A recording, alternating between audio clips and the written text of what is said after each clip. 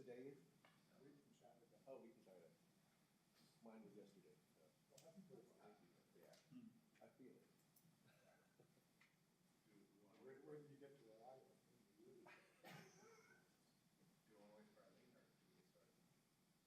We can get started.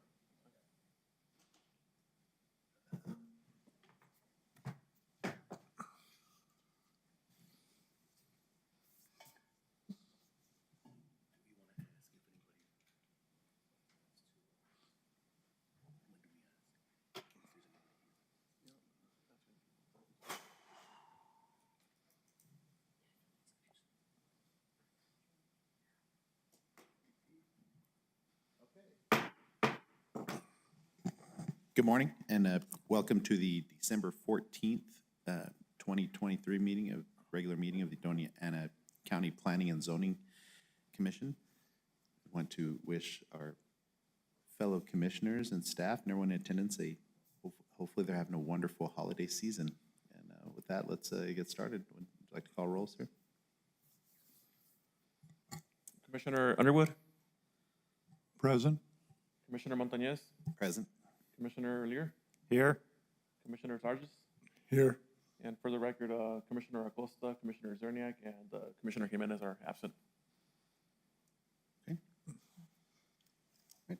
Next will be approval of the minutes for the regular meeting of November 9th, 2020. Move the minutes of the meeting from November 9th.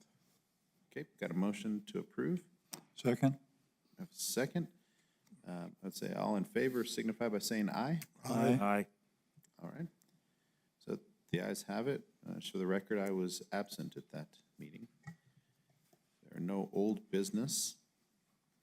So we'll move on to a new business, case number SU 23-026.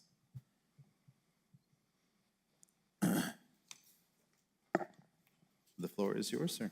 Thank you. Good morning. Please state your name and address for the record.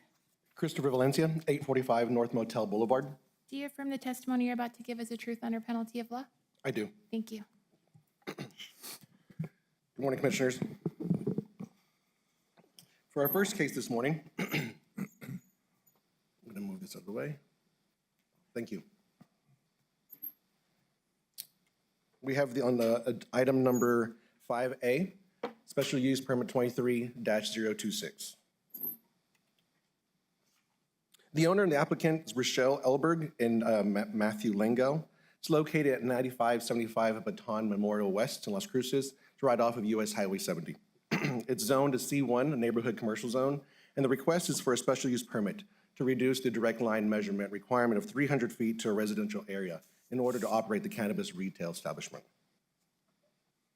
Here we can see the location right here at the corner of Aberdeen Angus Way, and right there off of the frontage road, Baton Memorial West.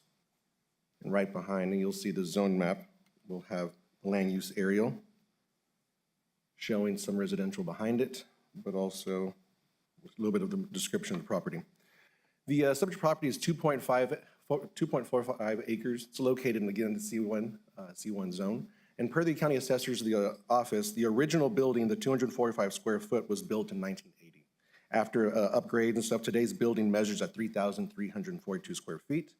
The retail unit for the cannabis establishment will be approximately 200 linear feet from the closest residential unit to the rear of the property. The retail unit for the cannabis establishment will be 478 square feet. The previous businesses on this property was, if some of y'all remember, Tortilla Flats Saloon and Restaurant. That was open for little bit more than 10 years. The water is provided from Moongate, and the wastewater services provided by NVD with a new updated septic system. The primary access is going to be from Aberdeen Angus Way, which is a New Mexico DOT paved right-of-way. Chris, I'm sorry to interrupt. After the operation of Tortilla Flats, was there another establishment?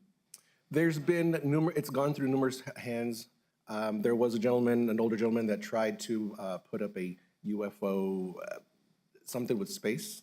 But then after that, that's when the constituents purchased that property. There have been a few other properties. So the space project just never. It never got off the ground. Okay, thank you. Thank you. Thank you. It's an interesting location. And here's the location.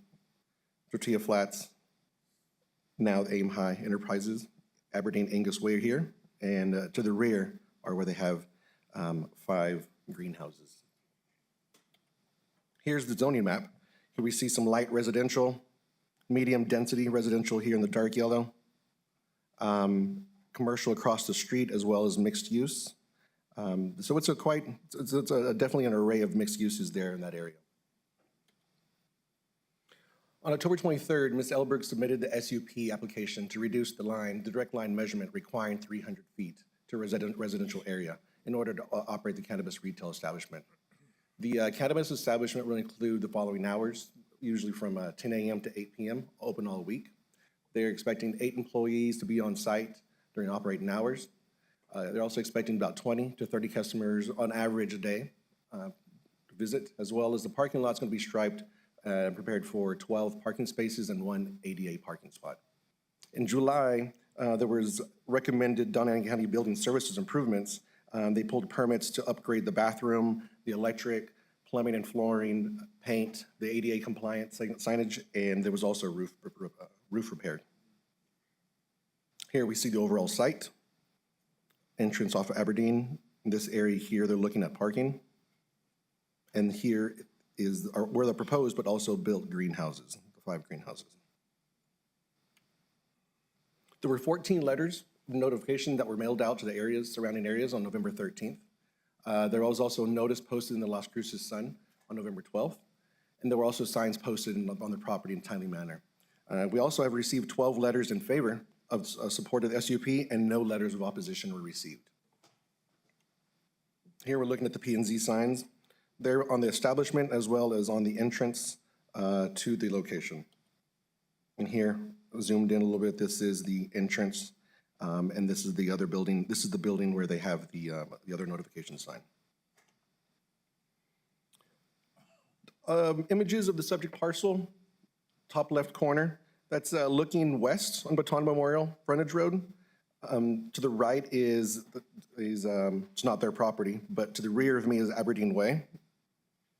Here looking down Aberdeen Way, it's the 50-foot right-of-way. We're at the intersection, also looking to the looking down Baton Memorial. We're going the wrong way. Here we're looking east on Baton Memorial West Frontage Road. We're at the intersection of Aberdeen and Angus. And then here at the corner, we're just looking at the sort of site, the property line at the Baton Frontage Memorial on Angus Way. The entrance off of Aberdeen, Angus, is right here. And then here you can see the dispensary in the back. There's also going to be additional parking.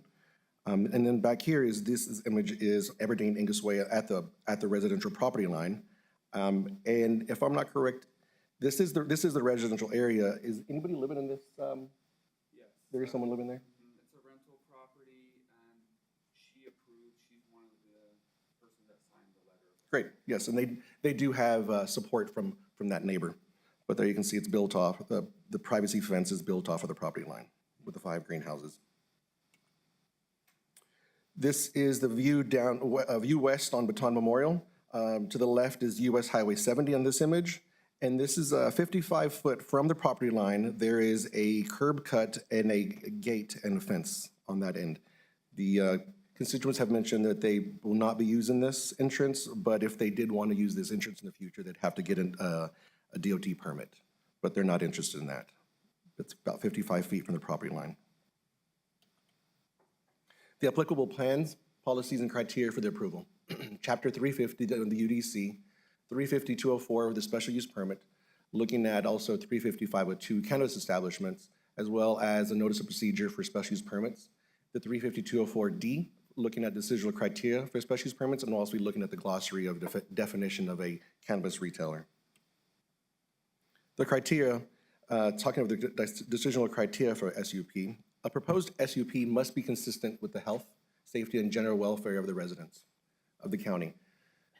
The zoning administrator, P&Z, and the BOCC shall use the following general criteria when reviewing the SUPs, but are not limited to that. Potential traffic flows of the end impacts, looking at the adequate measures that will be provided to accommodate ingress and egress to avoid congestion, impede surrounding traffic flows, and to create or create hazardous or unsafe conditions. Also B, the proposed SUP contains sufficient off-street parking and loading facilities that will be developed in accordance with this chapter. Number 2, the public need for the commercial or residential activity and how it complies with the Plan 2040 and the comp plan. Number 3, checking out the potential water and sewer needs, supporting documentation showing that the infrastructure is available.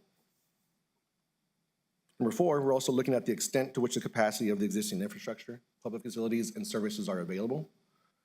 As well, number 5, environmentally sensitive areas in the vicinity of the areas are historical significance, or if the areas that contain endangered or rare species or animal and plant life, and how the SUP will mitigate the affected areas.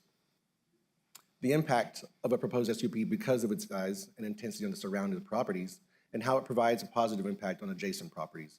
It's not detrimental to public health, safety, and general welfare of the neighbors and residents. And number 7, the implementation of BMPs for the development shall be demonstrated by submitting a schedule of activities, maintenance procedures, other management practices, and site development, work that optimizes the resources to be used to prevent the or reduce the discharge of pollutants. Number 2, we're looking at the cannabis establishments as well. The cannabis consumption area, which they're not going to have, and a cannabis courier may be located within 300 feet of the residential area, a school, K through 12, or a daycare. And also looking at number 3, the cannabis retailers and cannabis consumption areas may not be located within 300 foot of another cannabis retailer. They're the only ones, this would be the only locations over at this point. So they're not near that.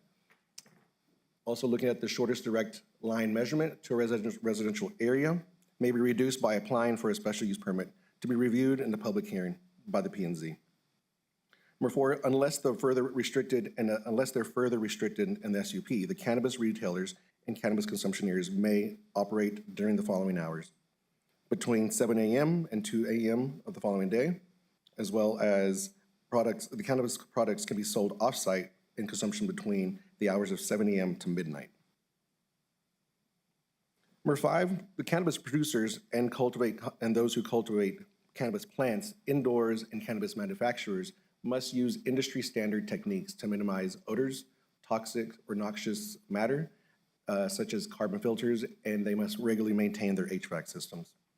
The zoning administrator, P&Z Commission, and the BOCC may apply for conditions to this SUP in order to protect the public health and safety welfare.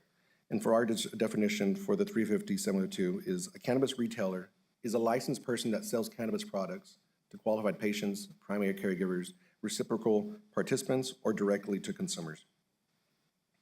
With our staff analysis, looking at the different cannabis regulations, the New Mexico House Bill number 2 was approved by the state and was signed into law in April of 2021. Doña County, Ordinance number 324 was adopted regulating cannabis establishments in December 14, on December, 2021, a few years ago. And then the retail sales for cannabis started April 1st of 2022. The residential zone adjacent to this property is requiring the approval of an SUP for the cannabis retail. I also have the Table 5.1 land use classification matrix. It currently allows the operation of cannabis retail by right in a C1 zone if they meet the criteria, such as being 300 feet from the residence. In this case, the residences are located behind the property. The closest home is 200 feet from the proposed cannabis retail building, and this requires approval of SUP for the cannabis retail establishment. Other commercial uses in the C1 that are allowed by right which is actually exists there today, is Moongate Water Station office. There's also a commercial laundry, convenience store, gas station, retail facilities, medium or large can be worked there, a bar, pub, tavern, wine tasting room, or winery. There's also auto-related repair and service. They can also have commercial child and adult care, which is also located in that zone. And here this shows the C1 zone, that's all that's permitted. Even though, right here, all uses, even though it's permitted, all uses 300 feet from residential zone, school or daycare excludes commercial schools and places of higher learning and serving those 18 and older. So SUP is actually allowing them to work the retail in that zone. Our staff analysis, looking at the decisional criteria. Number one was the potential flows, traffic flows and impacts. The traffic impacts are going to be minimal. And there will be 8 people employed on site. There are 2 access points onto the premises from Aberdeen, one from Aberdeen Angus Way, which is the primary. The reviewing agencies state that the direct access from Baton Memorial shall be approved by permit only from an NDOT District 1 office, as well as the traffic analysis may be required. The parking lot is to be striped for 12 cars and have also a 1 ADA parking space. Number 2, is there a need for a new commercial or residential activity and how it complies with the Plan 2040 and the comp plan? The Cannabis Regulation Act was approved by the state and signed into law in 2021. The Doña Ana County Ordinance 324-2021 was adopted regulating cannabis establishments on December 14, 2021. The applicant has a growing operation to the rear of the site, separate from the retail building. The residential homes adjacent to this property is what's triggering the approval of an SUP. Continued on that criteria, the Cannabis Regulation Act includes a social and economic equity mandate. It encourages an adoption of procedures to promote and encourage the full participation in the cannabis industry of representatives of communities that have disproportionately been harmed by the rates of arrest through the enforcement of cannabis prohibitions and encourage racial, ethnic, gender, geographic diversity, and New Mexico residency among the licensed applicants, licensees, and cannabis industry employees. Looking at the Plan 2040, the goals G6.7, supporting a regional small-scale business. It's including agriculture.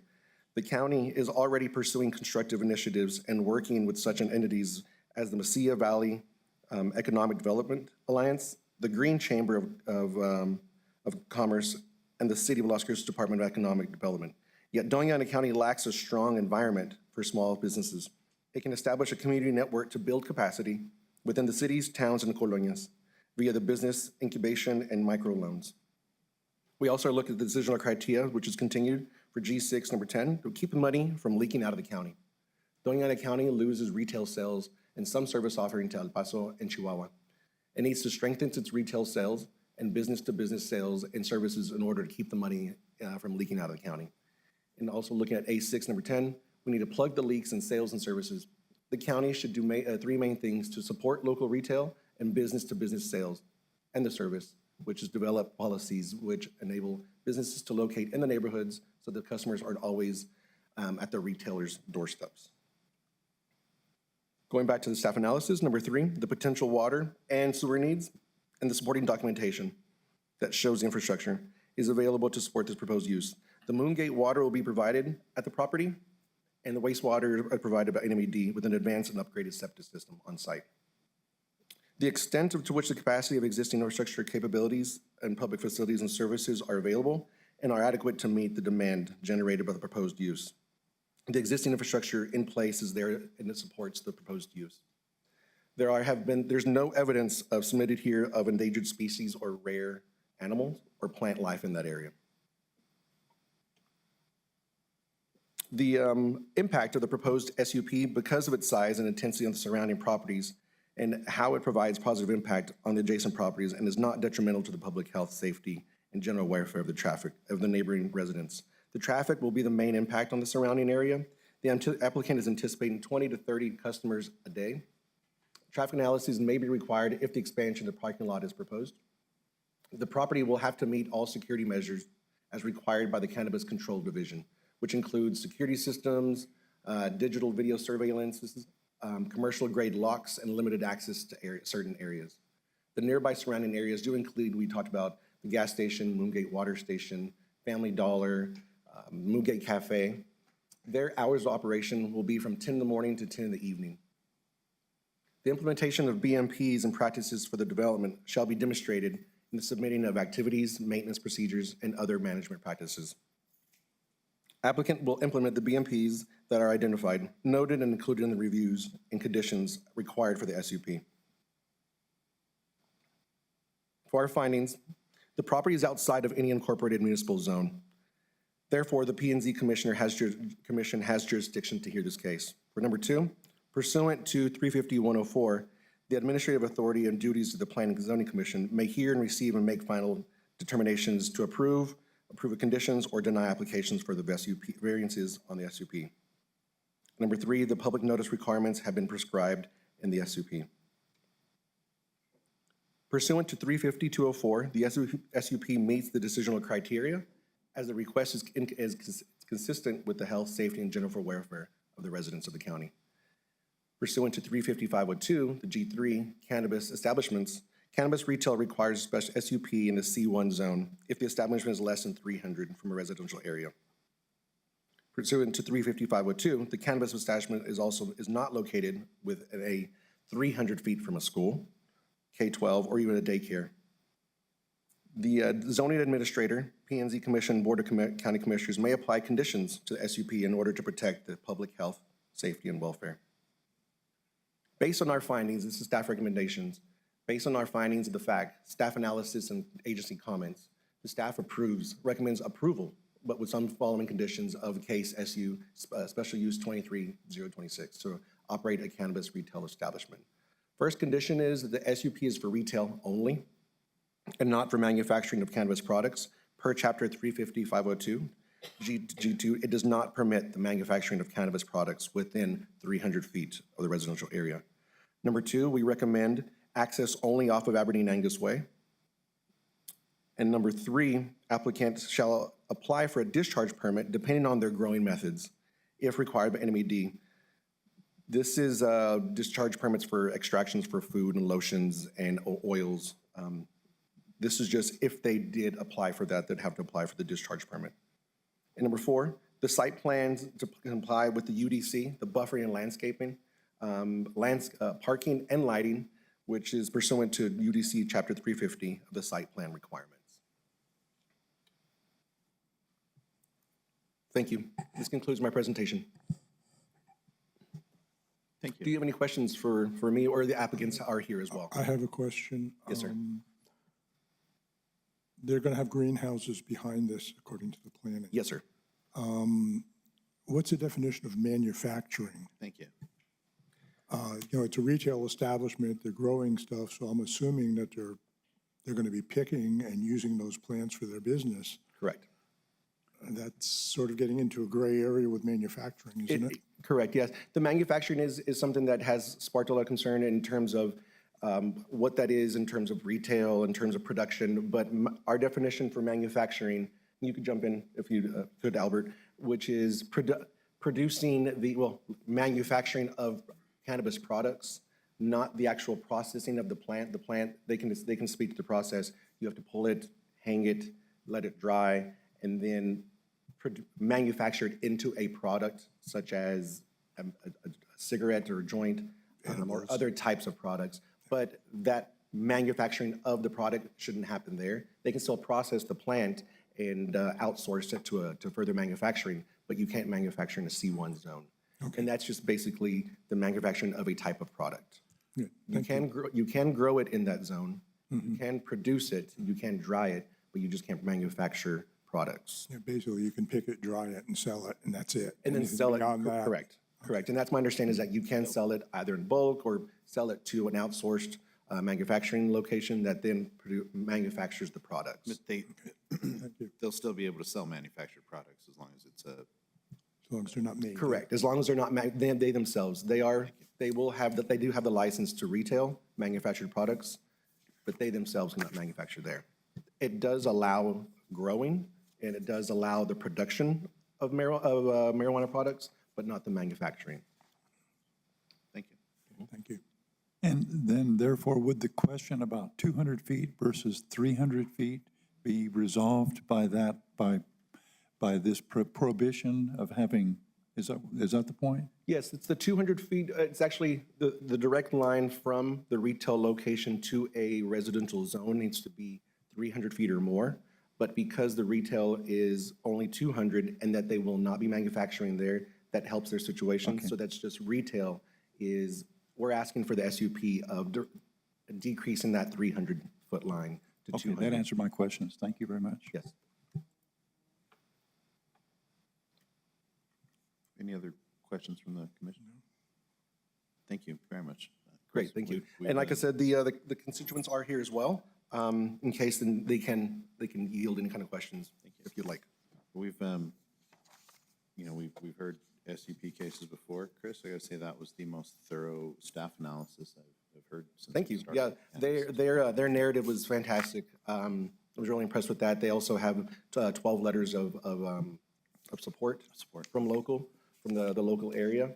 And like I said, their narrative was just packed with information. They've prepared for this, and they've prepared before that 21st, the July 21st change in the amendment number 4. Did I understand that the residential property that was 200 feet was part of the support, the letters of support? Yes, sir. Thank you. Yes, sir. Thank you. Thank you. At this time, let's hear from the applicant. Good morning. There goes, somebody got to swear you in, if you don't mind. Oh, Christina, do you mind swearing, or Albert, do you mind swearing her in? Thank you. Good morning. good morning. Please state your name and address for the record. Rochelle Elberg, 3217 Mesilla Hills Drive, Las Cruces. Thank you. Can you please raise your right hand? And then do you affirm that the testimony that you're about to give is the truth under penalty of law? I do. Thank you. All right, go ahead. Okay, good morning. Morning.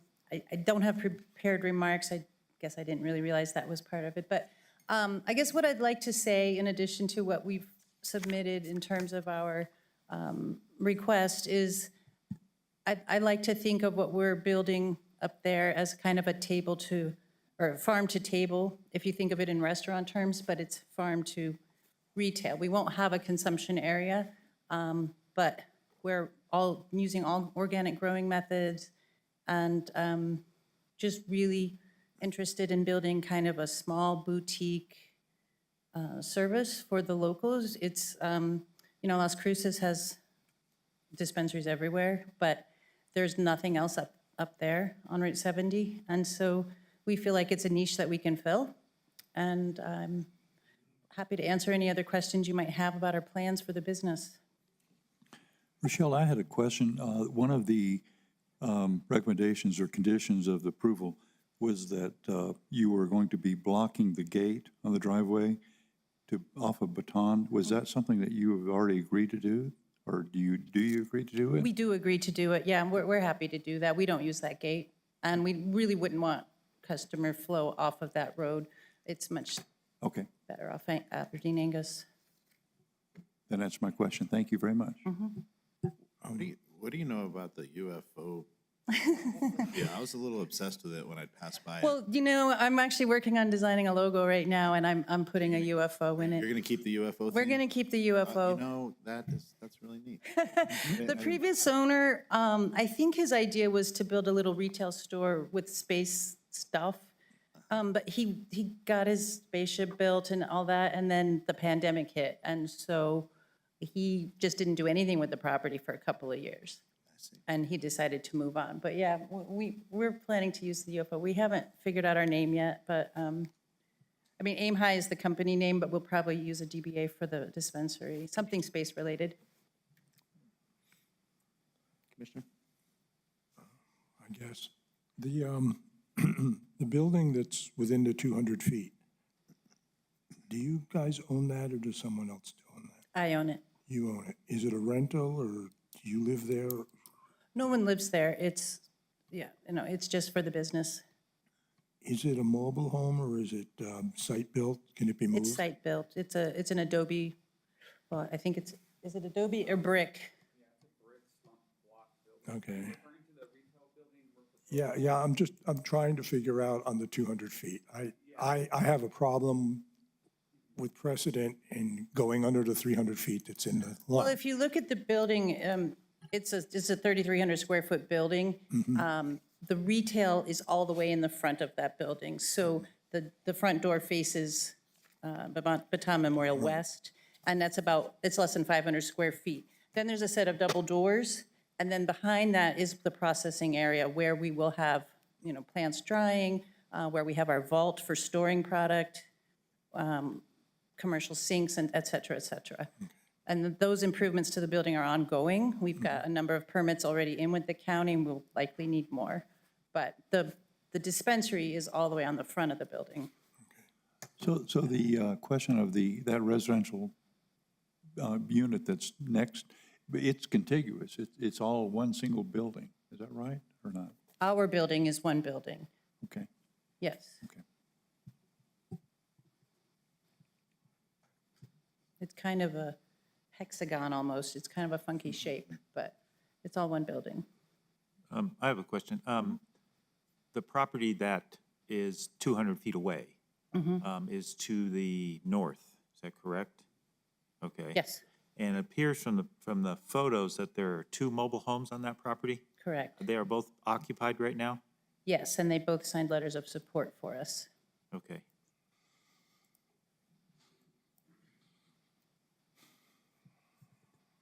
So are we talking 200 feet away from the property line or 200 feet away from the structure? Because it looks, So what we did is we measured, it's 200 feet from the retail building. From the building? From the building to the residential home. Is that front the of that. front of the building or the back of the The building? back, the very back of the building. Right, so the retail is on the front of the building, but it's the 200 feet is from the back.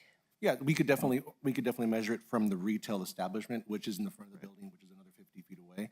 But we actually measured it from the structure itself, just the structure of the building to the residential.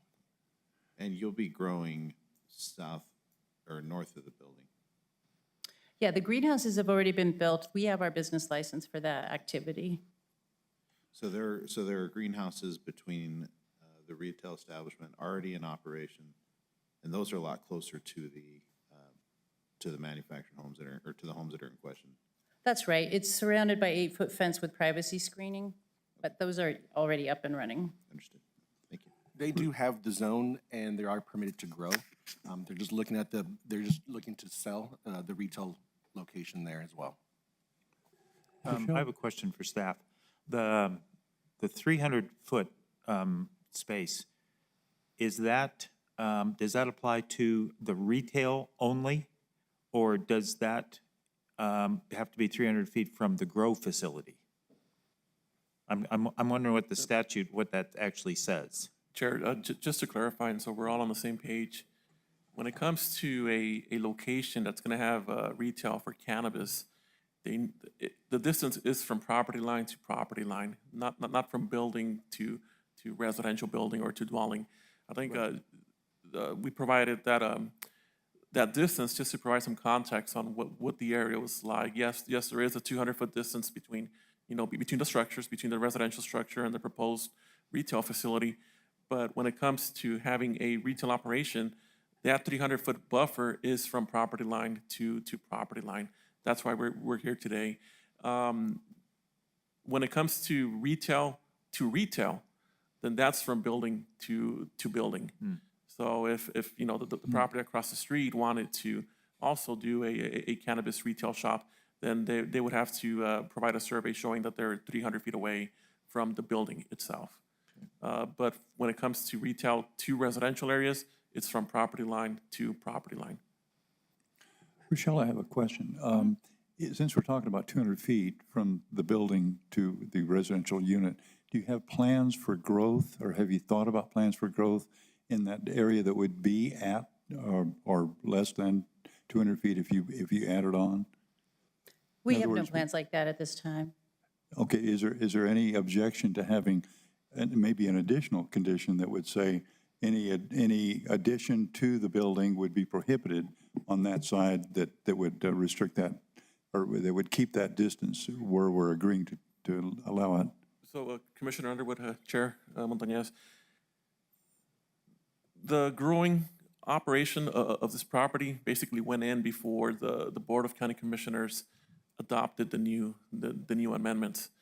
Under the new amendments, there's no growing allowed anymore because they added that word residential areas next to schools and daycares within 300 feet. So what the property owner did, she was able to get in her production operation going in because that was before the amendment, and also do the interior remodel to the building itself as part of, also to have growing in there. She did all that before the amendments came into effect, so she's basically grandfathered in for whatever she has on there. Any future expansions, let's just say she wanted to add 2 more greenhouses, wouldn't be allowed because of the new amendments. So she's basically capped at whatever she has on there on site right now. Okay. I think that answers my question. Thank you. Any further questions from staff? Or any further, from the commission? Okay. Thank you very much. Thank you. This time we'll move on to public input. Is there anybody here to speak in support or opposition to this application? Okay, going once, going twice. Okay, so public input is that. If the previous owners left behind anything regarding UFOs, can you please let us know? Thank you. Okay, we close it to public input, and now we'll just move on to any further comments from the commission? Any further comments from staff? Okay, at this time, the chair calls for a motion.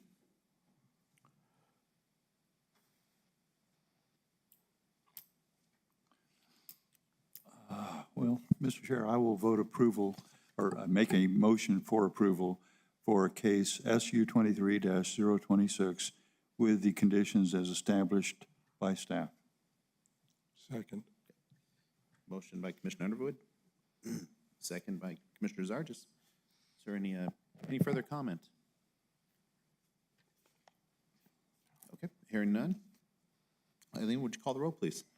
Commissioner Underwood, Yes? Commissioner Lear, Yes. Commissioner Zargis, No. Chair Montañez. Yes. And the reason I voted no was because I just don't like the precedent with the special use permits. We've had them in the past, and it seems to me to be a ball that will just keep rolling and get bigger and bigger. I have a problem with that. Understood. But it's 3-1. Understood. I think the special use permit is approved. Thank you all very much. So, just a point of order. If a commissioner votes no and the majority votes in the affirmative, does the no voting commissioner still required to give a reason for a no vote? I think Zargis kind of just explained himself just right now, Understood. so. I'm just wondering if it was required. Okay. Thank you. Okay, moving on to case number Z 23-016. Mr. Casillas, the floor is yours. Good morning. Good morning. Please state your name and address for the record. Albert Casillas, 845 North Motel Boulevard. Do you affirm the testimony you're about to give is the truth under penalty of law? I do. Thank you.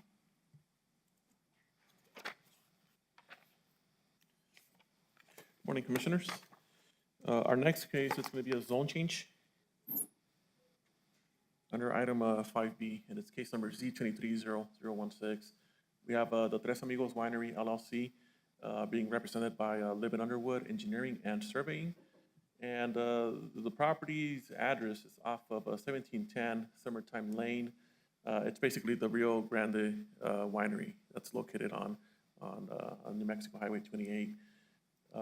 Current zoning is D1L and I2, so low-density residential and medium industrial.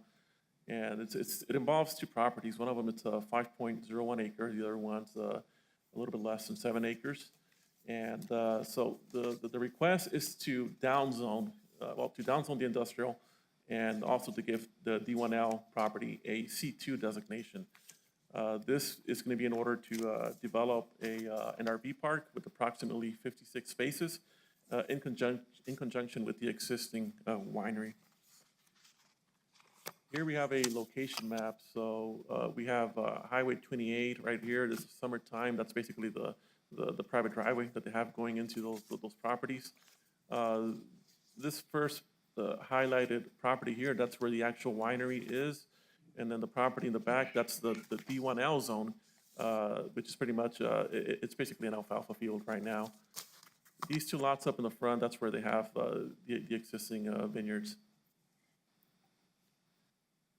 And of course, here we see the property line here. That's the existing winery, and then that's the field to the east. And then that's just a zoning map. When we look at it, you basically have an island of I-2 in the middle of all that D1L. So just a little bit of history. Before the UDC was adopted, of course, this property had this EI2 designation, which is still, general industrial, and this was under the ETZ. The purpose of the EI2 was to provide for a wide variety of industrial operations, but to restrict or prohibit those industries that do not meet reasonable performance standards. In 2008, so now I'm going back, and this is when we still had the ETZ in effect.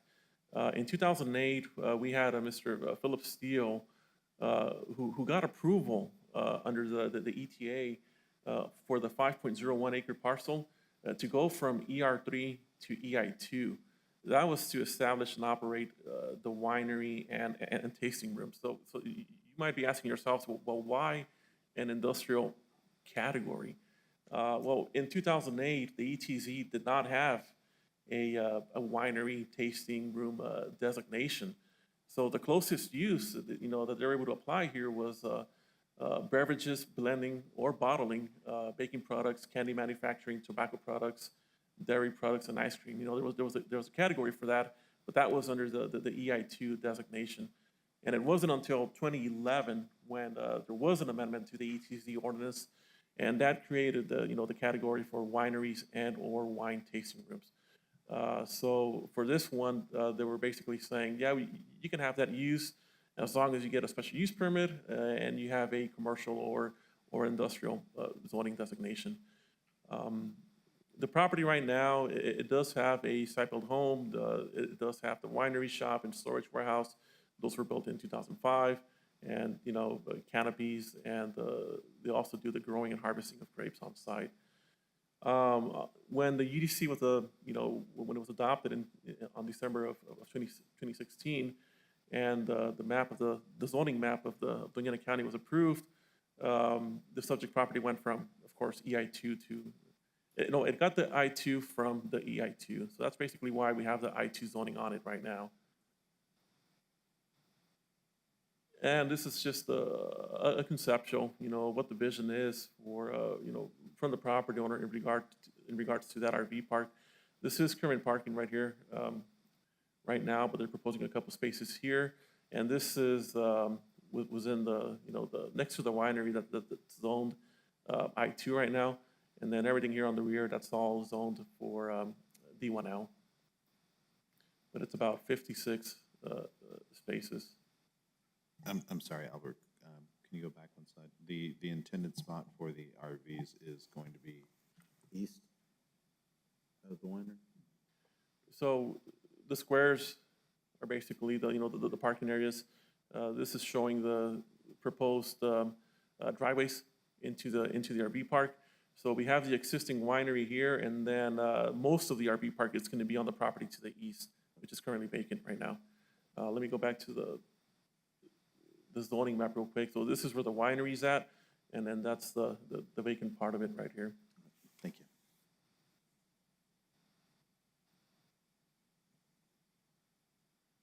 And that's just a land use aerial.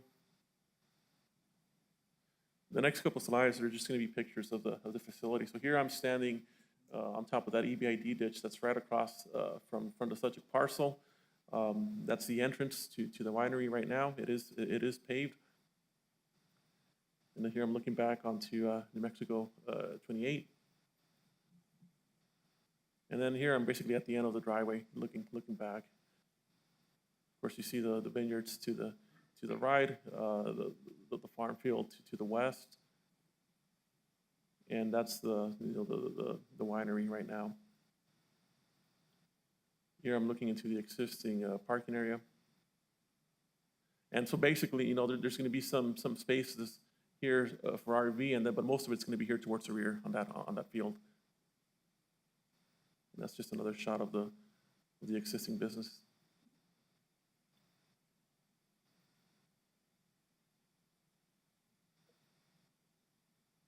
And then that's just the farm to the south.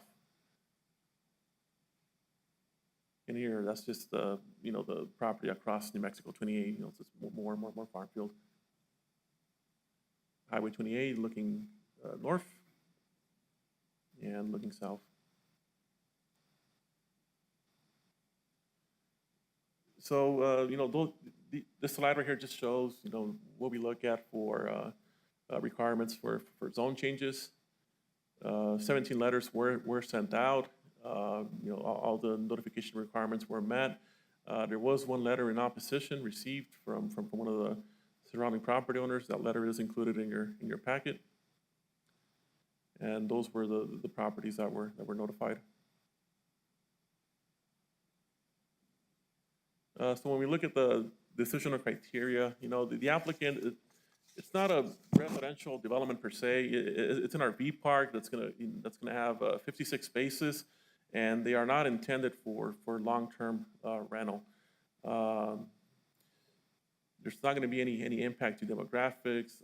No large impact to traffic flows is anticipated, since the main access to the property will be from Highway 28, which is paved. It's a New Mexico DOT maintained right-of-way. It's classified as a principal arterial by the MPO. New Mexico DOT, did provide comments. They're basically saying, well, if it is approved, they're going to have to get an updated access permit from us, and they were recommending possibly a TIA to determine if there's going to be any adverse impacts. Staff is going to, coordinate with New Mexico DOT and the applicant to ensure that a permit is obtained prior to issuance of building permit if the zone change is approved. Albert, does the applicant, I'm sorry to interrupt, but will there be any other alternative access to the property other than from the highway? They're still looking at those options. The applicant and their engineer, they're here, so I can let them, address that question. We did have pre-application meetings before, and all those issues came up, but in the end, it's going to come down to whether or not they get the zoning approval. But that has been discussed. I'll wait. The zone change will allow Rio Grande Winery to come into conformance with the proposed zoning, and will also allow the incorporation of the RV park as a complementary use to the existing business. They are allowed to operate under I-2.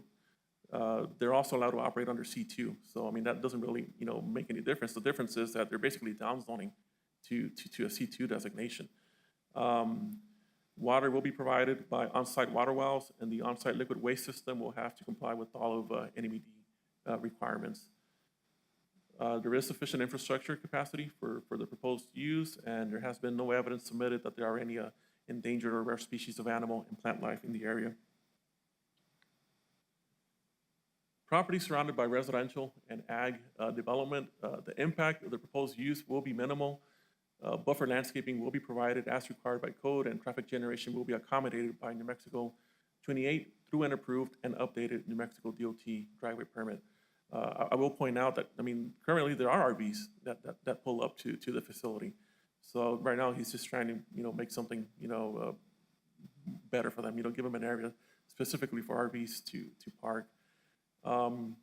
Applicant will implement best management practices that are identified, noted, and included in the reviews and conditions required for the zone change and during the building permit application. So when it comes to this section of the criteria, we do believe that it meets section 203.D.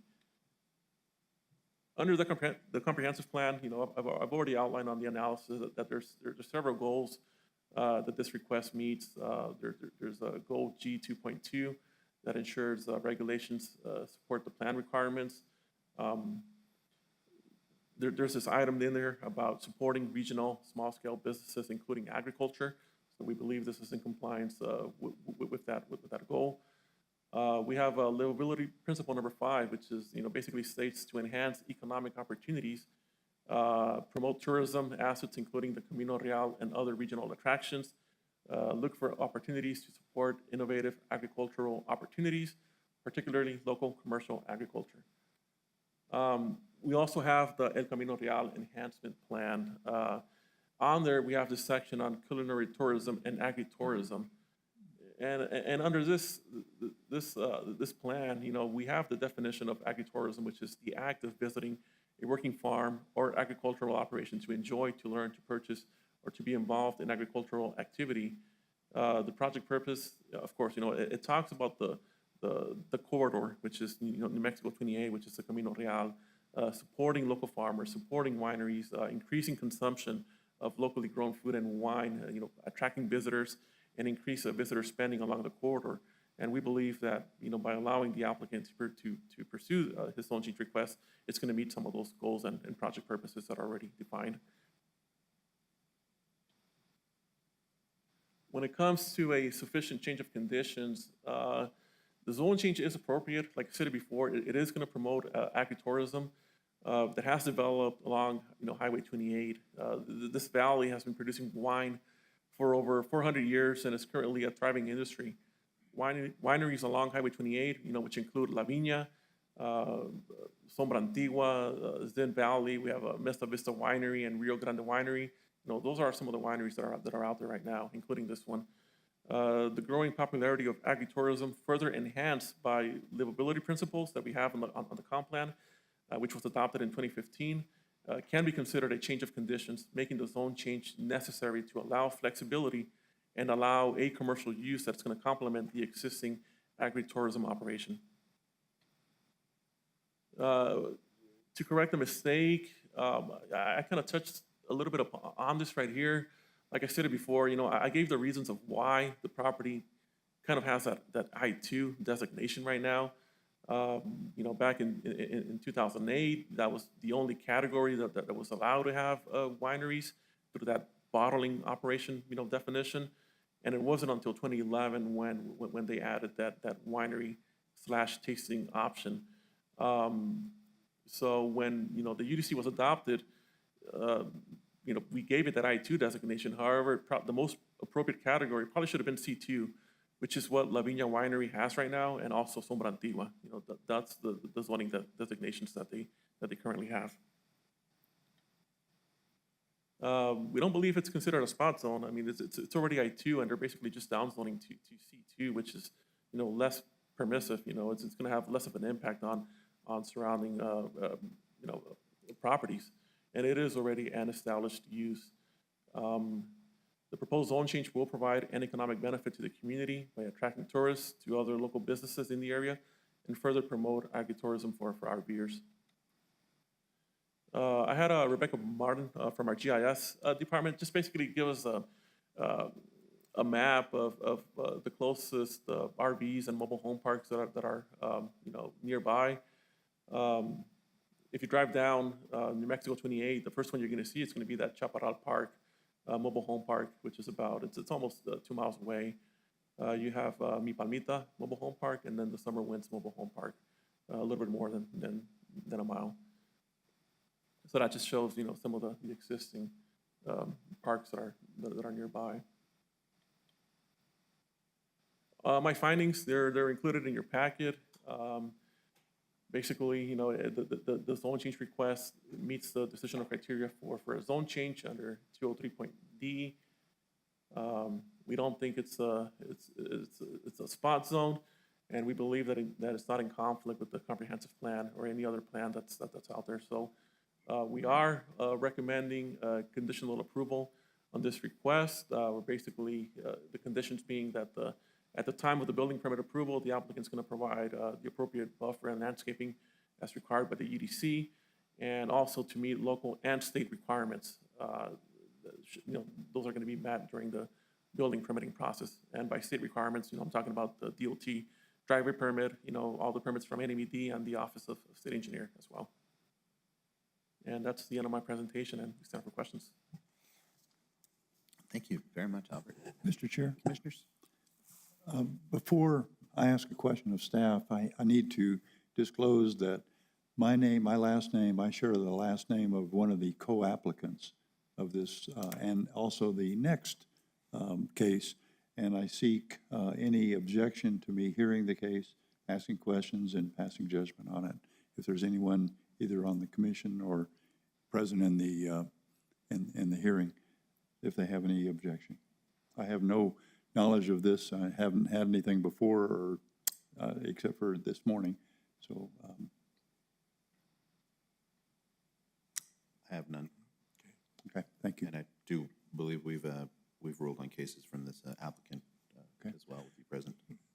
I have a question of staff, if it's time now to be able to ask questions of staff. Sure. Okay, the single letter that was in opposition referred to crime and increased crime. Was there any analysis on that discussed that? There was none submitted. I think he also mentioned increase of noise. He was concerned about parties going on, devaluation of property values. I think those were some of the other items that were brought up. But there's no evidence submitted that an RV park will have any effect in regards to that. No, I meant in your findings and in your analysis, did you cover the possibility or the consideration of possible increase in crime? That's what I was. Yeah, none was taken. There was no Okay. analysis done. All right, thank you.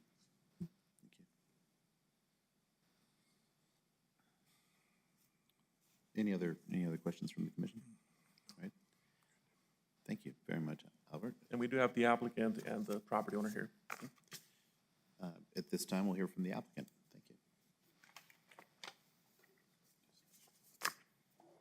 I guess since Commissioner Underwood disclosed, I will disclose, this establishment just hosted our Christmas party recently. Very nice establishment. I believe one of my people got lost out in the field right here. I'm just kidding. Completely making that up. No, it's been a very nice place. Go ahead. Good morning, Mr. Chair, Commissioners. Good morning. Please state your name and address for the record. Zachary Libin, 1430 West Amador. Do you affirm the testimony you're about to give today is the truth under penalty of law? I do. Thank you. Good morning. Good morning. I'll first say that Albert did a wonderful job of presenting the application. Don't have much to add to that. Randy McMillan being one of the owners of the winery and the project would like to address the upscale nature of the RV park planned. And I think that's maybe the biggest difference from maybe the assumption of the crime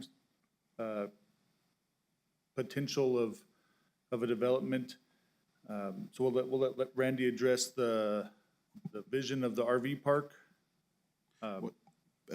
Before we bring Mr. McMillan up, what can you tell me about any other alternative access to the actual RV part of the property? Mr. Chair, the access is somewhat limited. Potential for additional accesses is somewhat limited. There's established residential lots on one side, an EBID drain to the east, and Highway 28 to the west. So limiting the ability for additional accesses to the site. Already started working with county fire department specifically for what kind of driveway would make for a safe driveway for emergency services. If it's allowed to only have one driveway as proposed. Okay, thank you. As Mr. Casillas said very well, a big intent of the project and the zoning as well is this agritourism expanding the value of this agriculture, and bringing that in, bringing other folks in to enjoy that and enjoy the heritage of the valley. And this is a beautiful part of the valley, to enjoy that. Discussions are already underway within MDOT about the driveway, and what level of analysis will be required for the building permit and update to the driveway permit.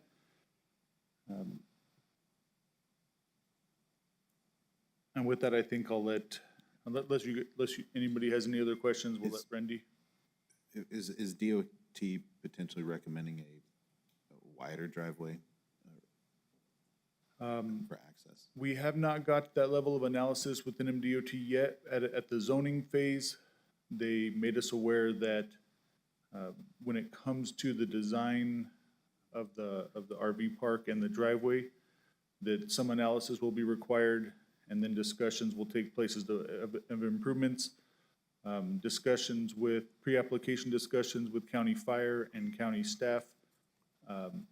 We have discussed a much wider driveway to be able to have wide entrance and exit, and a fire lane up the middle as well, to make sure that there's plenty of emergency services access from that driveway. Understood. Thank you. Thank you. Mr. Chair, I have a question. This RV park is going to have, is it going to have a dump station in the property? That is part of the current vision, to have a dump station along with sewer and water to most of those sites. In that overview drawing that was provided to you, there's an area there that'll be sort of the harvest host sites that don't have as many connection or utility connections. Right. But the rest of them will, and it is part of the current vision to have a dump station as part of the loop. Okay, thanks. Any other questions? Okay. Thank you. Thank you. Okay. At this time, Mr. McMillan?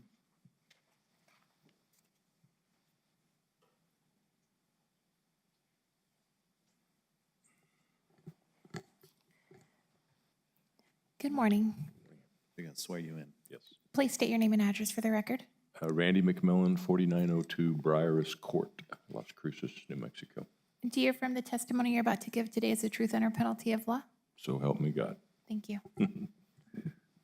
Thank you all. And Albert, great job. He's a pleasure to work with on our end and has done a great job. So, and you know, I tell you when that's not the case. So, as the vision for the winery has been to try to meet the needs and the desires of the community there. And I really mean that. About a year and a half ago, we got a petition. It's almost like a political petition with names and addresses and signatures of about 100 and some odd people asking for pickleball. And if you go out there now, it's the nicest pickleball courts, I think, any that I've ever seen, and they'll be lit and so on. So the reason I'm telling you that, we have for the last 2 years done what's called Harvest Host. If you own an RV, you might know what that is. That's a program that you can buy for about $150, and then you can look where you're going in your RV, and it'll give you about 4,000 places around the country to stay at for free.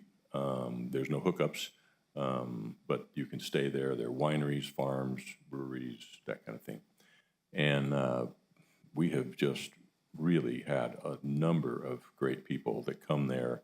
They're traveling, you know, and they stop, and they love to come to the winery and to eat there, and then they go into Mesilla and so on. And they have asked us, you know, why don't you put in some permanent spaces? Because Harvest Host will only let you stay one night. We bend that rule from time to time, but not much, maybe 2. And these people, so many people have asked us if they could stay. The RV parks in the community right this time of year, especially starting January, right after Christmas, are booked. I mean, there is no vacancy. And so we think this will add another 60 spots to people from outside the state who are traveling that want to come here. And I think if you take a look at how we've designed it, each one of these has a magnificent view of the mountains. We're not going to allow people to live there. This is not an RV park where you can go and live. To answer your question a little bit about crime, this is in the wintertime, we'll probably have a 3-month maximum. I think most stays will be a week or two or a few nights. Again, these people will come, they buy our wine, which is the reason we're doing this. And then they will also go into Mesilla, they'll shop, they'll buy things there too. They're high-end travelers, they really are. These are, as far as access goes, I got to meeting so many people of these Harvest Host people over the last couple of years that my wife and I went and bought an RV. And we go to Harvest Hosts all over the place. And one of them that I went to was my own winery, and found out I couldn't get in to the entrance very well. We have a long RV, and so we know we have to change the access. There is no way to put in another access.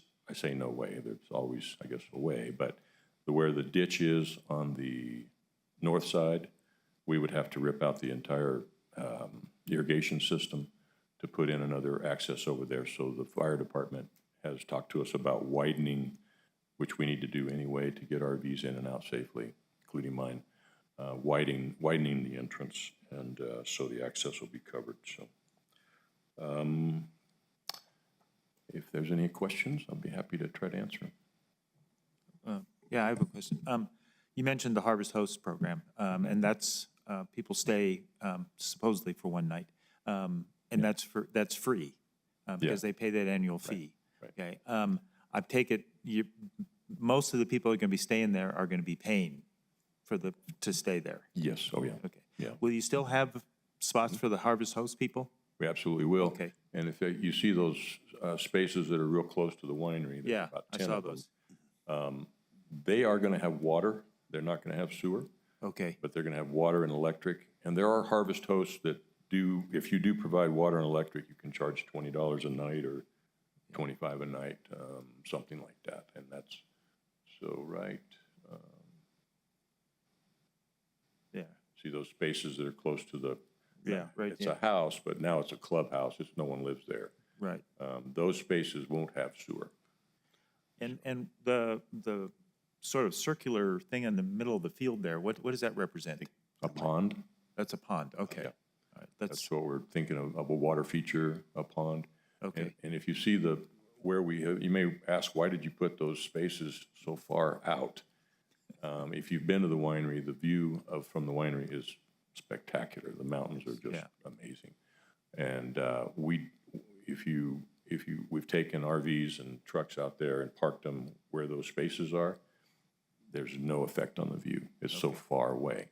We are not going to put them up, the view is one of our main assets, and so we're not affecting that at all. So, yeah. All right, thank you. And they'll probably have limits on age and size of RVs. Obviously, we're catering to people that will come and buy wine. And, so a lot of our RV parks do that. So. Yes. Yeah. Okay, thank you. One final question. My experience, I have seen temporary RV parks sometimes turned into much more permanent RV parks, as was asked here before. Do you have a maximum amount of time that someone would be at this RV park, and what is it? We're gonna, if someone's coming for the Snowbird, they sometimes like to stay from, middle of December until April, May. And if it's a Snowbird, we're gonna do that. But it is not for permanent living. Again, the purpose of this RV park is to sell wine, and to sell wine to people who are not gonna leave and drive home. We also really cater to the neighborhoods, like there's several neighborhoods around there, and those people really frequent our place. They don't have far to go. They can go around the corner, We have plans on putting a tasting room up in Sonoma to service that community where it's walkable as well. So we're really trying to, this is not going to be a place to live. It's a place to, And I'm sure it's not, but the other thing that I've seen in RV parks is they have been allowed to put in things like patio covers attached to the RV park. Do you have a prohibition of having Absolutely. someone be there long enough for that? Okay, absolutely. that's all I needed. Thank Yeah, you. they're not going to be long enough. Now, we may put in some very nice patios. In fact, we are. These are going to be very high-end spaces. They're between 30 and 40 feet wide. So, and there will be some paved patios, fire pits. It's going to be a Class 5. It sounds very nice. I was thinking along the lines of where I've seen RV parks, patio cover, RV park, or RV itself, where you have inches next to each other. I was trying to make sure that you had prevented something like that. Yeah. The bigger spaces in the back, I think, are 40 feet, and the others are 30. And so they're very, very wide. Good. Yeah. Thank you, sir. Thank you all. If anybody from staff wants to put in their request now on this, just let us know. I also, to address the concern, about the crime, and that's another reason why I asked about alternative access. I do believe that, this is personal belief, that limited access actually is also going to be another crime deterrent, and where these proposed spaces are, being far enough away from, from the highway. And I mean, this is just, again, this is just an assumption that sometimes the closer these RV establishments are to, to a street like that is when you're going to see an increase. So I appreciate. So I mean, I do think that is the restricted access, or the limited access is a positive in this case. We actually intend to have a locked gate, not something the fire department can get through very easily, but and people would have access to get in and out of the code. Mr. McMillan, if you don't mind, just to get you on record, thank you.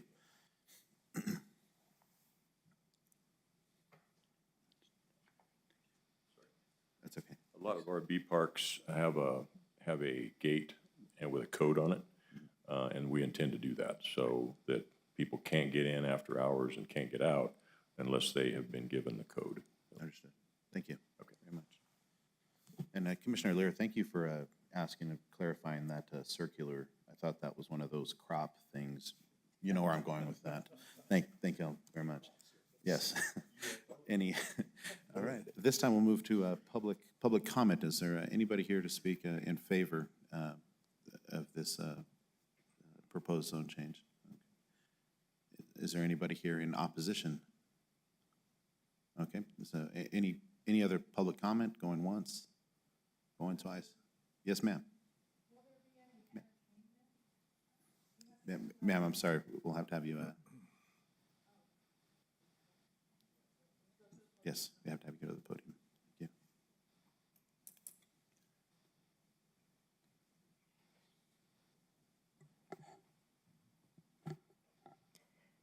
you. Good morning. Please state your name and address for the record. It's Lorianne Underwood, 4010 Mimosa Lane. Do you affirm the testimony you're about to give today is the truth under penalty of law? Yes. Thank you. You might need to pull your microphone. Oh, okay, sorry. I just want to ask, will there be any entertainment in the future? I believe there is current entertainment there Okay. with this operation as well. I'm sorry, I'm answering for the applicant at this Oh, point. sorry. Entertainment, so will it grow? Possible growth? Will there be security? Are there bouncers? It's next to an RV park. People come often. It's going to be a great place. So I'm foreseeing growth. People will carry guns. People will stay there. It's just something that I'm seeing as a great place, but a lot of growth. So that's a concern. That's all. Thank you. Okay. Would the applicant like to address any of that?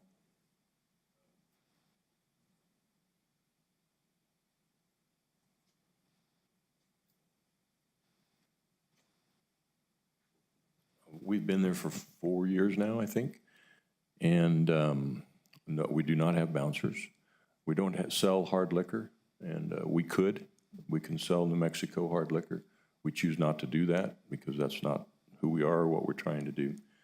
I think I've had to ask someone to leave twice in 4 years, and they were, one lady decided that she wanted to take her clothes off out in the field there, and so I had to escort her out. The other was a similar type thing. So we have had no problems in that way. We don't allow guns in the facility. You can't allow guns in an alcohol facility, so we don't allow that. What was the other, maybe, entertainment, yes, we do. We have a really incredible dance floor that's outside and a stage there. We shut it down at 9 o'clock. That's the latest it goes. Most nights, Thursday night it's 5 to 8. Friday, Saturday night it is 6 to 9. And Sunday it is 5 to 8 or 3 to 7, I think. The neighbors along there love it. They sit out on their back patio and enjoy. It's not hard rock, obnoxious music. It's something that people with gray hair will enjoy, and not too loud, because in a winery you want to be able to talk. People like to go there and sit down and have a glass of wine and talk, and yes, hear some music and maybe dance, but it's not a bar type establishment, and never will be. So, did that answer your question? Thank you again. Okay. Any other public comment? All right, commission input. Any further questions? Okay. All right, at this time, the chair calls for a motion. I move a conditional approval of case Z 23-016 with the conditions as proposed by staff. I'll second. Okay. Moved by Commissioner Zarges, seconded by Commissioner Lear. Any further discussion, Commission? Eileen, would you call the roll, please? Commissioner Zargis, Yes.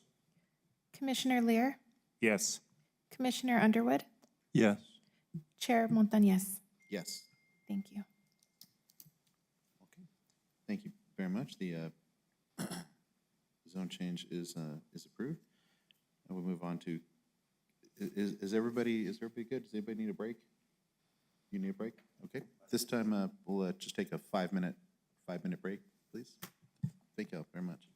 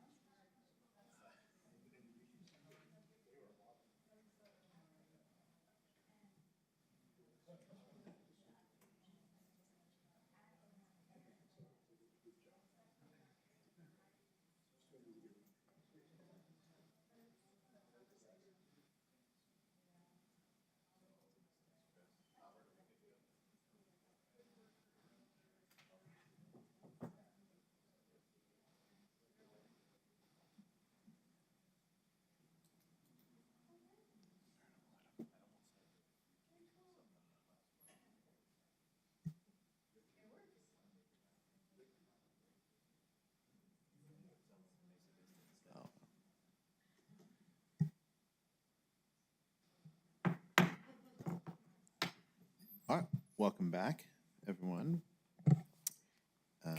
We will now move to case number Z23-017. Good morning. Please state your name and address for the record. I'm Albert Casillas, 845 North Motel Boulevard. Do you affirm the testimony you're about to give today is the truth under penalty of law? I do. Thank you. And Commissioners, our last case for today, it's also going to be another zone change. The owner is Anthony Terrazas, being represented by Libet Underwood Engineering and Surveying. This property is located on Holman Road, northeast of Las Cruces. Current zoning is D1L, low-density residential limited zone.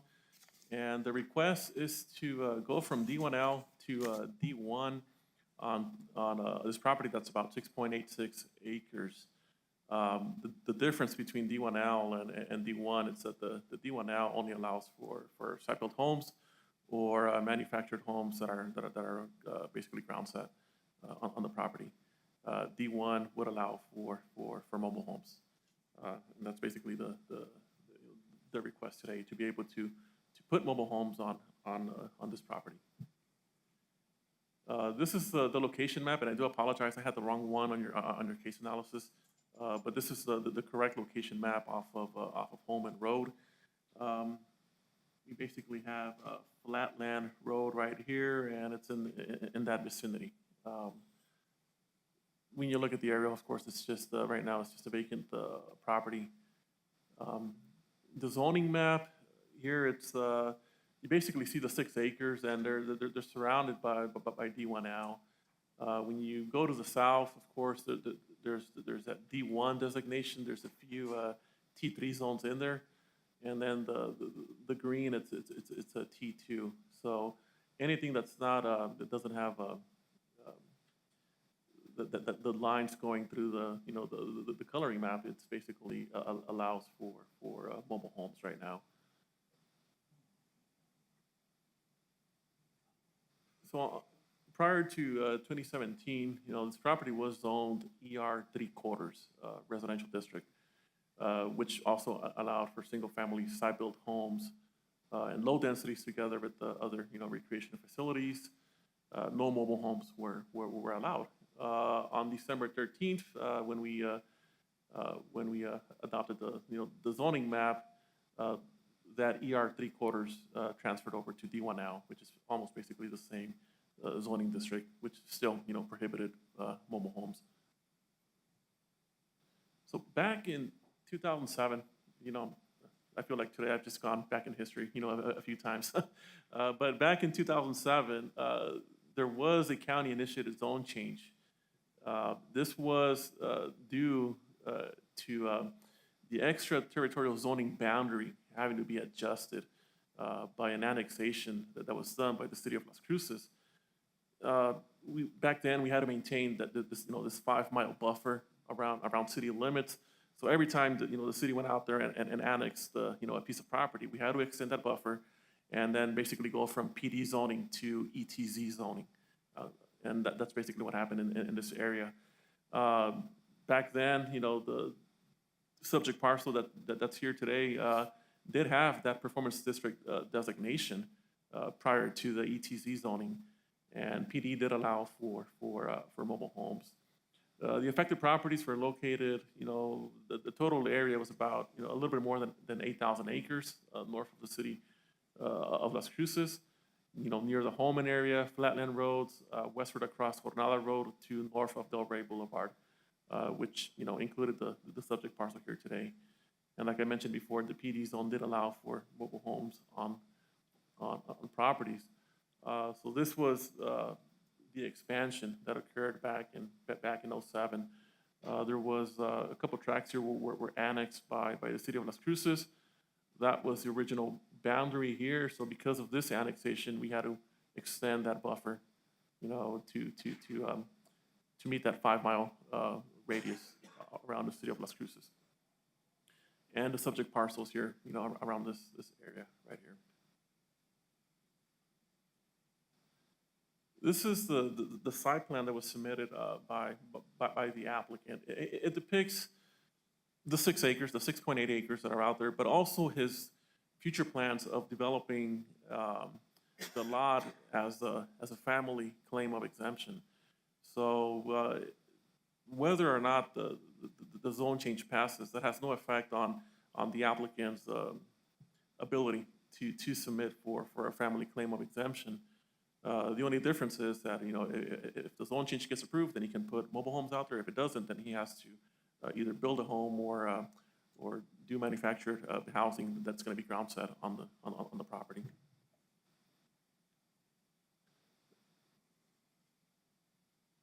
And this is another aerial of the property.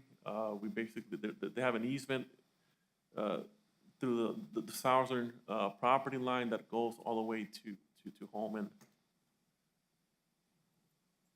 And the following slides are just pictures of the area. So basically here, you know, we're taking a look at the property as it is right now. It's just vacant land.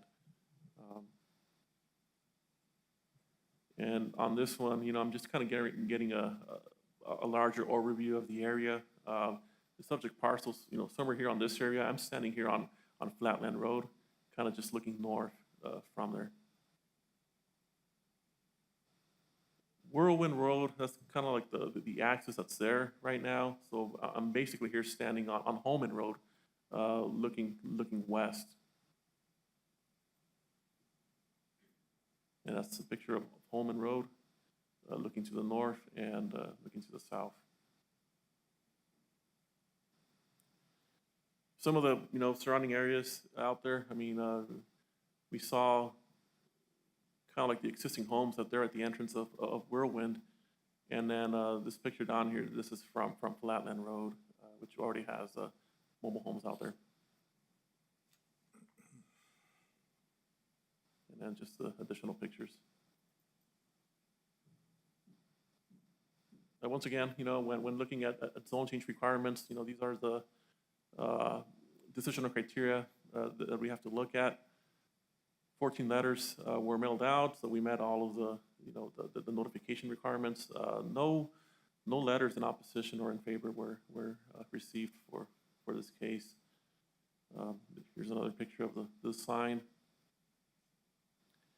and that's the area of notification.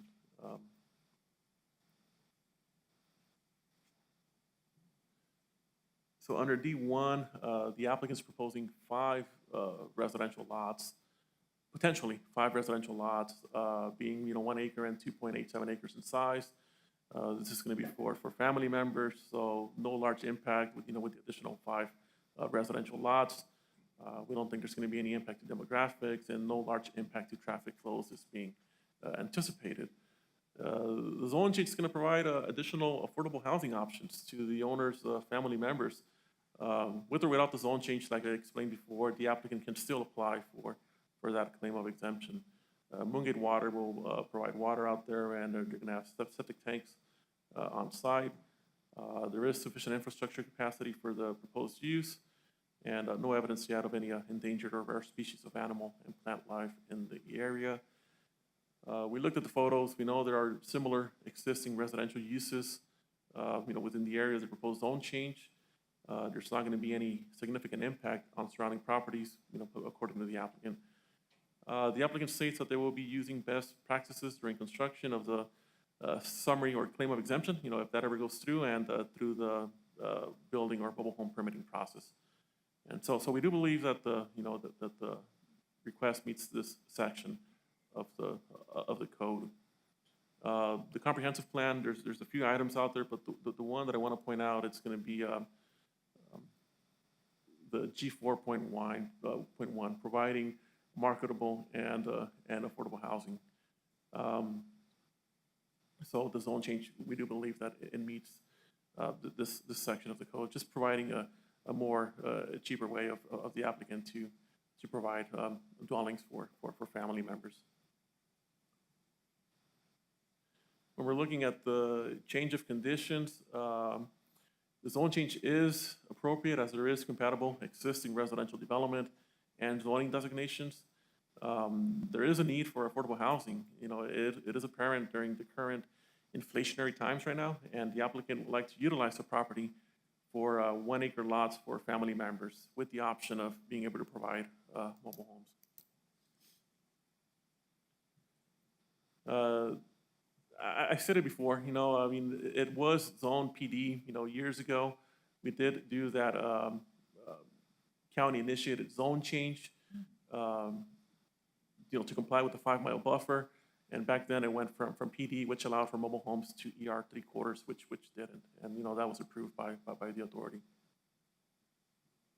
And once again, you know, that's another shot of the ETC expansion that occurred back in 2007. We don't believe it's going to be considered a spot zone. I mean, it is in harmony with the surrounding areas. The size of the development is, you know, 6.8 acres. It's going to allow the applicant to provide single-family residential lots to family members. And it's also going to, you know, provide more affordable housing. The staff findings, you know, they're included in your packet. We do believe that the request for D1 satisfies the decisional criteria for a zone change, that there is existing compatible residential development, that it's not considered a spot zone, and that it's not in significant conflict with the comprehensive plan. So that's, we are recommending approval for the zone change request from D1L to D1 on this property, and this is to allow for mobile homes. So that's the end of my presentation. We do have the applicant, we do have his engineer here as well, and also members of the public that wish to give public input. Mr. Chair, I have a question for staff. I think you mentioned it, but I think I missed it. The access to the property is off which road? It's going to be off of Holman Road, but they do have easement. Google Maps has it as Whirlwind Road. I'm not exactly sure how correct that is, because we already have a Whirlwind Road up there. Yeah, I was gonna say. But it might just be a private easement as of now. Okay.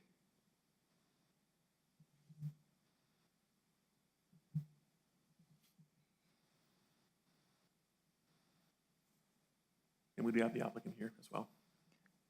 I have one more question. According to the map, and I don't know what the date is on this map, but it appears that there are no other houses on property that is adjacent to this piece. Is that correct? No, my apologies. This is a 2018 map. We do have homes on these properties right here, right now. So the ones Okay. that are immediately east of the subject parcel, and those are going to be 1, 2, Okay. the other. All right, thank you.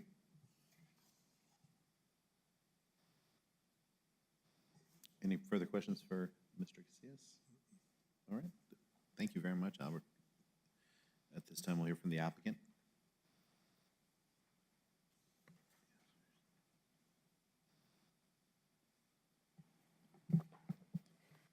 Good morning. Good morning. Please state your name and address for the record. Zachary Libin, 1430 West Amador. Do you affirm the testimony you're about to give today is the truth under penalty of law? I do. Thank you. Thank you. Mr. Chair, Commissioners, again, Albert did a wonderful job. Mr. Casillas did a wonderful job presenting the application for this zone change. I think his presentation was thorough. Important to note that affordable housing is an issue of our area, and Mr. Terrazas is seeking to provide affordable housing to his family members. Those 3 lots, as pointed out there in Mr. Casillas' pictures, do already have mobile homes on them, and Mr. Terrazas is seeking to do similar through that claim of exemption. The county staff has made it clear that through the claim of exemption process, some driveway improvements will be required.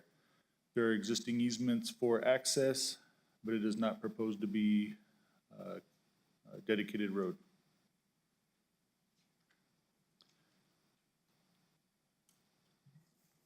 Unless there's any questions for me, Any further Mr. questions? Terrazas? Okay, no questions from the commission. Thank you very much. Thank you. At this time, we'll move on to public comment. Is there anybody here to speak in favor? Okay. Nobody in favor? Okay. You can go ahead and come up. And my apologies, Eileen, I did not ask about signing in. Okay, so I didn't have anybody on the list, so. after you're done speaking, if you don't mind just Yes. signing in, that'd be great. Thank you. Good morning. Please state your name and address for the record. Erica Thompson, 12155 Holman Road. Do you affirm the testimony you're about to give today is the truth under penalty of law? I do. Thank you. I'm sorry, I barely heard your name. Erica Thompson. Thompson, thank you. Go ahead. We live in the home closer to the Holman Road, and we didn't know we could write in and protest beforehand. I do have a couple of questions first. One would be, I did not understand what would happen with the access road and traffic coming in because there's already quite a bit of traffic coming in. In fact, if you look at the picture, when he was facing south, you can see the way the road breaks away from our dirt road, our entryway. And so having even more houses there would be a detriment to that driveway as it is. My phone sits on a phone holder in one of our vehicles, and I was wondering one morning why all of a sudden my radio was turning on. I thought there was a ghost in the vehicle, maybe an extraterrestrial. But it was because the road is so bumpy that my phone was hitting on the power button, so I would shut the power off and my phone would turn it back on. And so I want to know what's going to be done about if there's 5 more people using that access road. I also am concerned about the electricity, if that would be forced to be upgraded. I don't think that one power box can support more people. I also want to know about how we can ensure that this truly will only be 5 more homes, and what if Mr. Trasas is okay with putting modulars like are out there right now and not mobile homes, why we can't leave it the way it is and request that they be homes that are out there. My concerns with it, again, are utilities, the easement road, because it's not great as it is. The house value, it is a very beautiful view. You can see both the Doña Ana's and the organs. Thank you. So the views are very beautiful right now, and I want to know how we can guarantee that would just be the 5 plots of land and not become a true mobile home park. And if so, then what the security for that is going to be, because again, we already have a lot of traffic on that road as it is. And I feel like I'm missing something. Oh, if this would change, then if that zoning would change at all, any future farm animals, agricultural stuff, and things like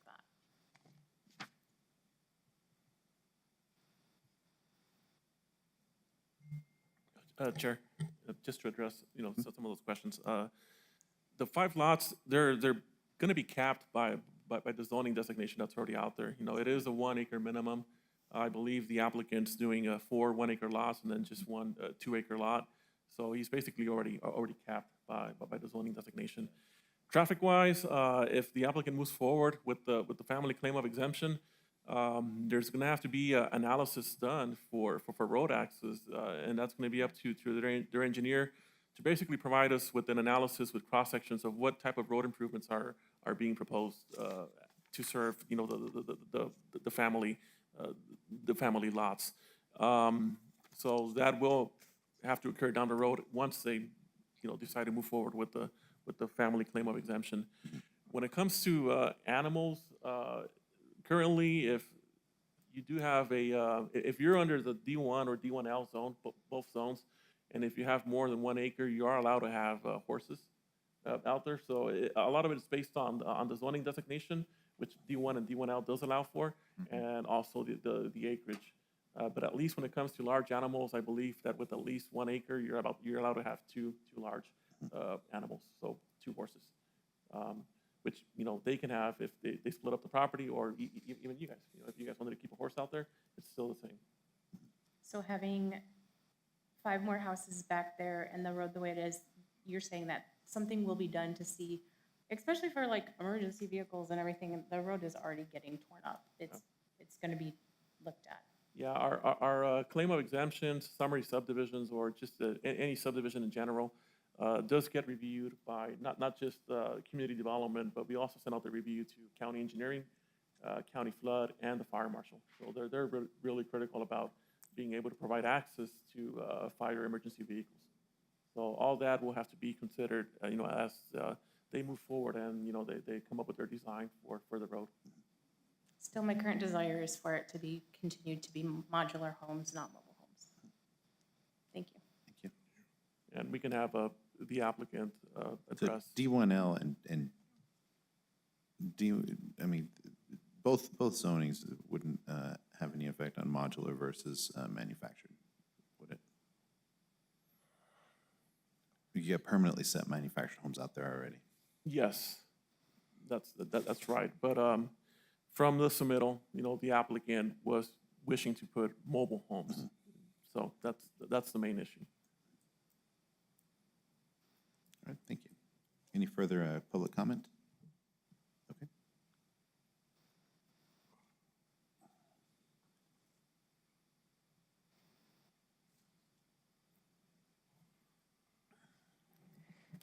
Good morning. Please state your name and address for the record. Levi Malloy, 12159 Holman Road. Do you affirm the testimony you're about to give today is the truth under penalty of law? Yes, ma'am. And you said Moy? Malloy, Meloy. Thank you. I'd like to pretty much piggyback on what my neighbor said. Me and my wife moved into the one lot that's on the northern side of that L-shaped, of the 3 lots there, about a year and a half ago. I think my biggest concern is if the houses aren't ground set, then they can be continuously moved. So you can continuously have people moving in and out, and you're asking to put in a mobile home in my backyard, essentially. Part of my,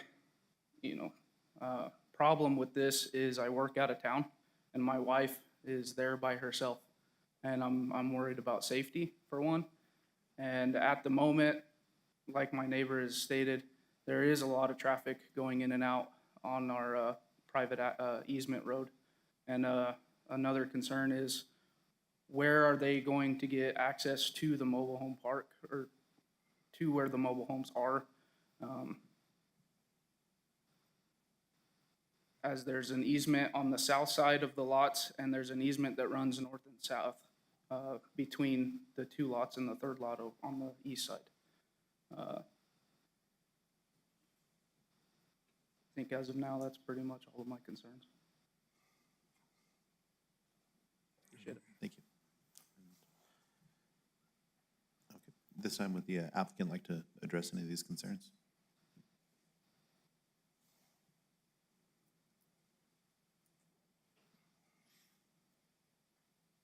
Thank you again, Mr. Chair. The only item that I'd like to address is the driveway, noting that there is an existing easement in place. If I may.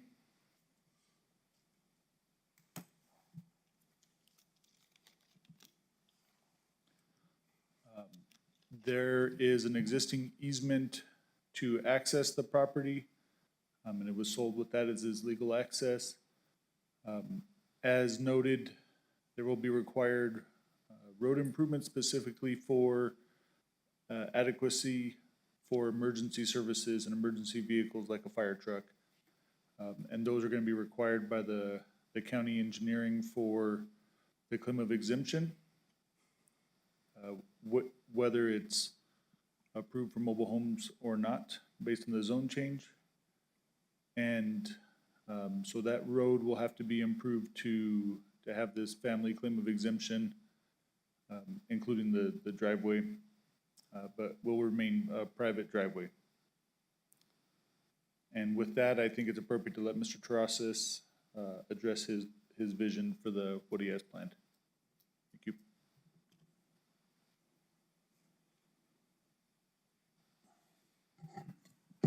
Mr. Chair, I have a question of staff, if I may. Please clarify, this is correcting a previous mistake. is that correct, in the zoning itself? And there have been multiple occasions of already in the surrounding area with mobile homes being installed. This has happened in the past, is that? Chair, no, I mean, the zoning's there. You know, what I was trying to explain is just kind of give a brief history of how we got there. So one of the, you know, the criteria when looking at zone changes is to see if there was a mistake on the current zoning ordinance. So that's just, you know, the reason I was trying to give out that history of it. When we looked at the zoning map, you know, we do see that it's basically in the middle of D1L, but in previous years, you know, they were allowed to have mobile homes. It's Okay. just that when we had to do the county-initiated zone change, you know, we got away from that. But, you know, on the zoning map, you can kind of see, you know, like the old buffer, because it goes from, you know, from that type of zoning to transit zoning. You know, it goes from D1L to the T2s and the T3s out there, and you can kind of see where that limit was. So, you know, a mile down the road, you know, people can still have mobile homes or double wides or build a house. So roughly, how many built-in-place houses are in this particular region where we were? Within the area of notification, it's just what we saw in the photos, so three double wides that are out there. Okay, And that's a 300-foot buffer. okay, thank you. Good morning. Please state your name and address for the record. Anthony Terrazas, 4815 Sage Road. Do you affirm the testimony you're about to give today is the truth under penalty of law? I do. Thank you. Excuse me. Good morning. So I just want to clarify what I'm planning on doing here. I'm not trying to make a mobile home park. Literally, this is almost 7 acres. I just want it to be split, which that'll be a meeting of different time. But the cost of building a site-built home in this area is becoming prohibitive. So what I'm currently trying to do is create a cheaper way for me and my family to own property, to have mobile homes and that kind of stuff. So I'm not looking to put, I'm not looking to make this a trashy area. I'm looking to slowly develop, and even though I'm proposing 5 different properties, it doesn't mean that all 5 will actually be filled in.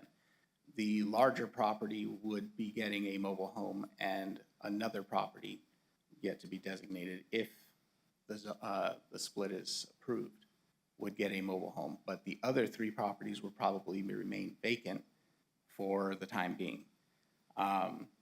Now, the current road that is there, whether this is approved or not, I have legal access to.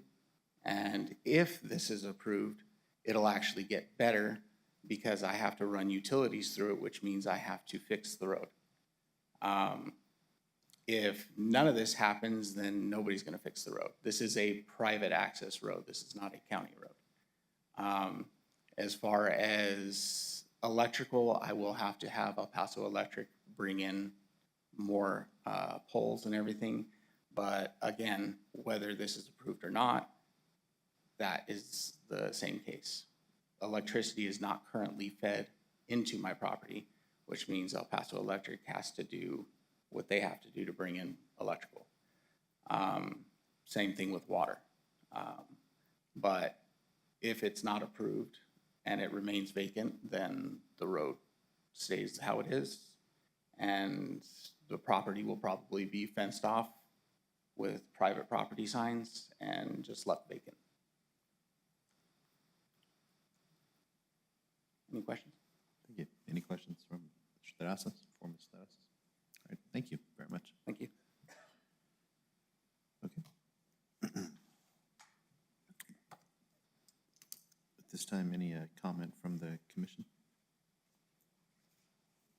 Okay.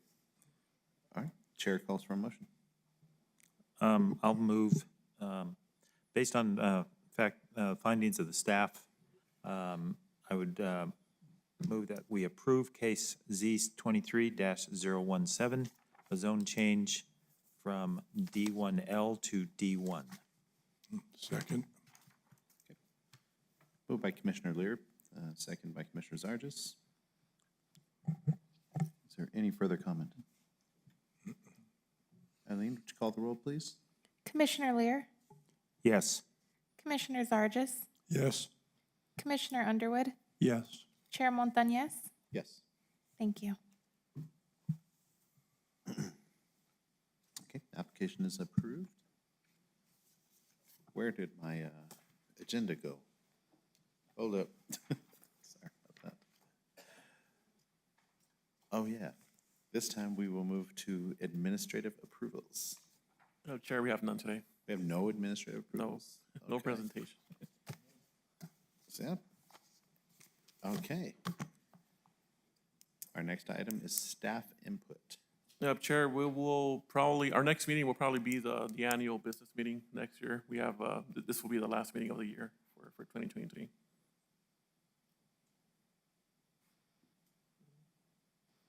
You guys don't want to have a meeting the week of December 24th? No? Okay. Well, I'm gonna miss y'all, for sure. All right, at this time, we'll move to commission input. Okay. It says here that the next item is adjournment. Would anybody like to make a motion to adjourn? Okay, I'm gonna hit the gavel. We are adjourned.